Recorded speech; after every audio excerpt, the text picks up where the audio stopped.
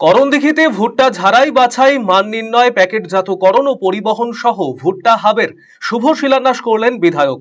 West Bengal agricultural marketing বোর্ডের অর্থানুকূল্যে এই প্রকল্প গড়ে উঠবে।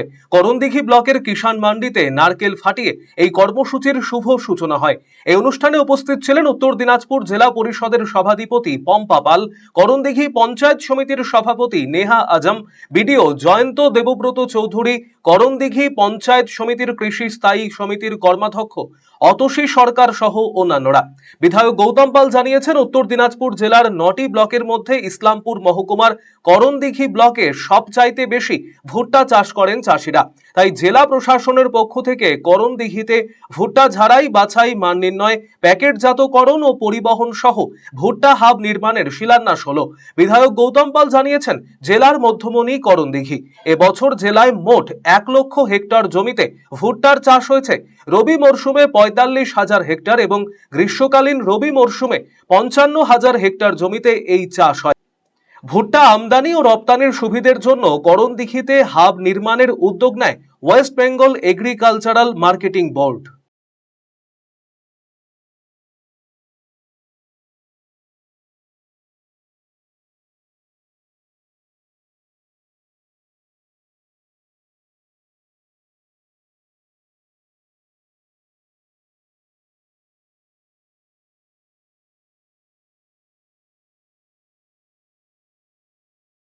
আমাদের করণদিঘিতে উত্তর দিনাজপুর জেলার মধ্যে বেশি ভুট্টা চাষ হয়।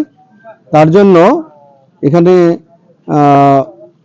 ওয়েস্ট বেঙ্গল এগ্রিকালচারাল যে মার্কেটিং ডেভেলপমেন্ট বোর্ড আছে, সেখান থেকে একটা ভুট্টা হাব, যেখানে বিভিন্ন রকম ভুট্টার উপরে প্রক্রিয়াকরণের জন্য যে প্রাথমিকভাবে যে গোডাউন বা কিছু মেশিনপত্র বা যেগুলো করা দরকার, তার জন্য প্রায় 4 কোটি টাকা বরাদ্দ হয়েছে এবং টেন্ডার হয়েছে, এজেন্সি এসছে, আমরা তার শুভ উদ্বোধন আজকে করলাম, নির্মাণ কাজে শুরু করলাম।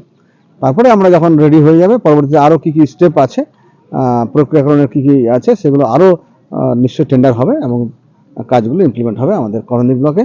করণদিঘি ব্লকে ভুট্টা চাষিরা খুবই খুশি যে ভুট্টার উপরে যে ভুট্টা এখন কাউকে দালকুলা নিয়ে যেতে হতো, কাউকে রায়গঞ্জ নিয়ে যেতে হতো, বিহারে নিয়ে যেতে হতো, পূর্ণিয়া নিয়ে যেতে হতো, বাইরে গিয়ে বিক্রি করতে হতো, ফলে সেটা এখানেই এবার নিশ্চয়ই করতে পারবে। তার জন্য মানুষ